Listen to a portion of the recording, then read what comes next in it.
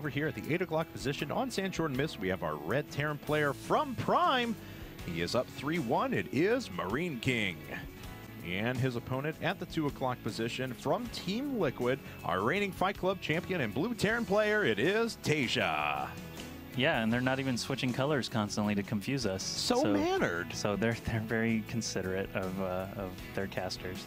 You know, MarineKing has always been that way, though, in our events. I mean, I know he has kind of a fun-loving personality, everything along those lines, kind of carefree, but he's always incredibly professional and really willing to play in all of our events. So hats off to MarineKing and TaeJa as well, actually.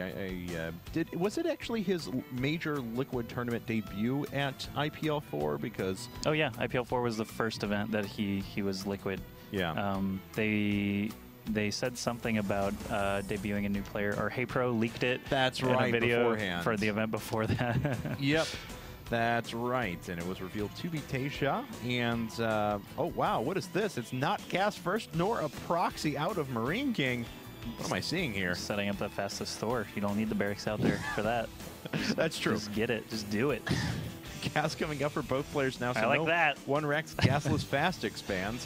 Hopefully it's going to be Proxy Thor versus Proxy BC is BC what I'm wins anticipating.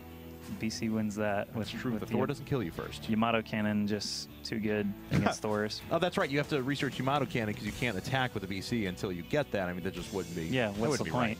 Yeah. Yeah. What else to say about a lovely Sandshore Mist? It's kind of foggy. It's like San Francisco.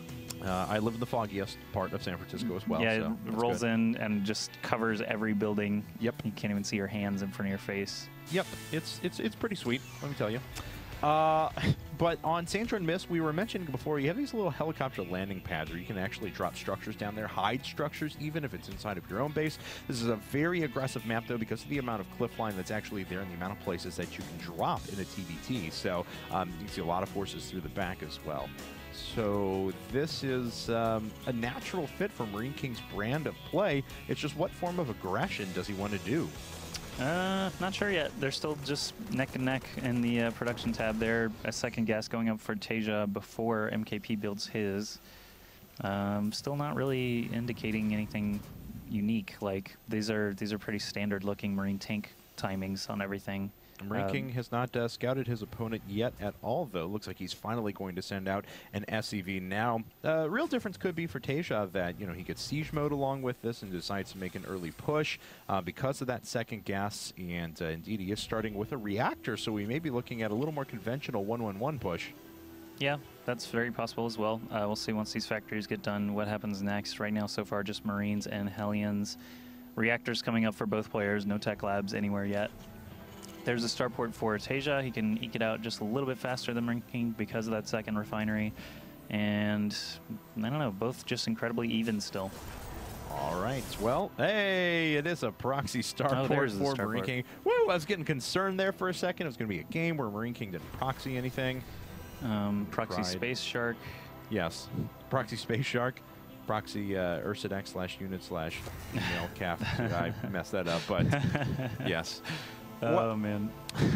And TaeJa is going to have his tech lab prepared here on the factory in just a second and should be able to start siege mode pretty quickly if he wants. And already medevac #1 coming up. Doesn't have enough minerals to start his siege tank yet, but will momentarily. Yep, both players getting out some medevacs. I want to see TaeJa flip the starport. Hey, it was proxy medevacs. He flipped the roulette wheel. That's true. He got proxy medevacs. He had to do it. Sometimes you get proxy medevacs and you just got to suck it up and do it.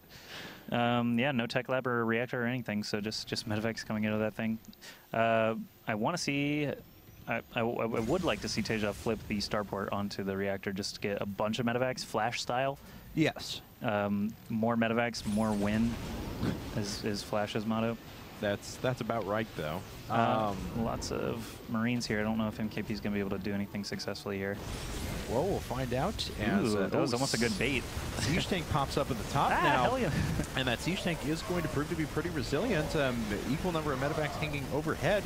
Siege tank has already racked up 3, now 4 kills. TaeJa being pushed back a bit, but pretty even draw there. Yeah, again, both players still hovering around 45 supply.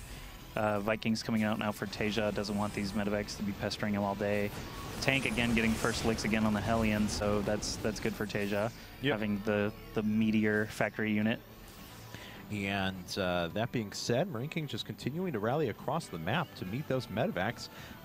Command center coming up for him now, so he is planning on expanding. No siege mode yet out of TaeJa. He has allocated all of his gas into just producing as many siege tanks as he can. Yeah, no command center yet for TaeJa either, so not going to be able to keep up in the economy. I was going to say MarineKing might want to just leave something behind at the natural so he can watch TaeJa's natural and see when he expands. But these two medevacs look like they're up to no good as well. And MKP had vision there of this army moving forward, so he knows exactly where all of his units are. It gives him the free passage to go ahead and drop a ton of stuff into his main. TaeJa's full army basically is at the Zelnaga Tower. This is really bad for TaeJa. Doesn't have any units back at home to defend. And he pulled some SCVs to help repair with this as well, but SCVs are just getting chewed up back at home for him. MarineKing still with a fair number of units down. As long as he doesn't lose the Hellion, he will be able to clean up these SCVs very quickly. It looks like TaeJa is just going to go for it. Just a siege tank remaining now for TaeJa back at home. Yeah, the siege tank is going to get a couple of kills, but TaeJa actually has to press the gas right now. He's got to do a ton of damage here, or he is just, you know, up a creek, a certain creek that you may have heard of before. But without paddles? Yeah, he will not have a paddle available to him. So that's unfortunate. Oh, man, this already looks really grim. That's right. He doesn't have any splash damage like the way that MarineKing did to be able to tear through those SCVs very quickly with Hellions, so he's not going to be able to affect the economy. If he'd have been able to kill all of MarineKing's SCVs there, maybe you could have found some sort of equalization, but as it stands, things looking pretty grim. Was that a Viking loaded into the medevac? I think believe so. It was. Yeah. That's always fun. Always fun. Yep, there he just did it again. Yep, I think he's in this one. There he is. Aw, little Viking. Little Viking. Medevacs must actually be about the size of Texas, though, because it's always amazing how much actually fits into them. Man, I can't believe you can fit 4 Vikings, but only 1 Thor. Well, MarineKing pulling everything off the line now, and wow, the TaeJa is actually killing quite a bit here, but unfortunately he's going to lose most of his tanks, if not all of them. Just 1 tank remaining now. MarineKing picking up his units. Very well done. Can just drop down. Oh, wow, I thought he would just drop down on top, but no, doesn't even have to. Something else is coming in here. A couple of tanks in a, a couple of Marines in a tank. He's still streaming things out. His economy is not going to stabilize. He's not even going to bother building another command center, probably. That's right. Just because he got setbacks so far. And he's leaning on a little bit of momentum here in MKP's base, so we'll see if he manages to kill off anything else. He's going to be very careful with that tank. We'll see if he actually does micro it up. Yes, he does. Actually, both of his tanks in the dark red there. In danger of dying. Well, MarineKing's producing SCVs 2 at a time now, so even though he lost 3 more in that last little push, his economy is still quite a bit better than his opponent, and he can double Mule at the same time. So TaeJa really has a lot of difficulty ahead of him in trying to get back into this game.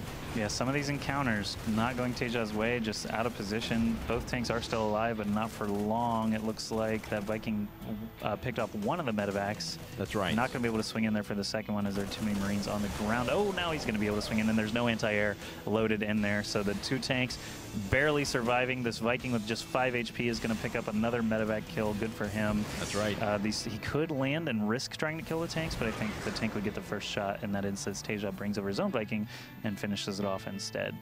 All right, so now MarineKing. Those were the medevacs that he had overhead from quite a long period of time ago. Did he float back his starport? He did. Big string of units. Wow. Yeah. Yeah, MarineKing, honestly, I mean, once again, oh, wow, TaeJa's actually just going to GG. He doesn't even want to fight it, so MarineKing is now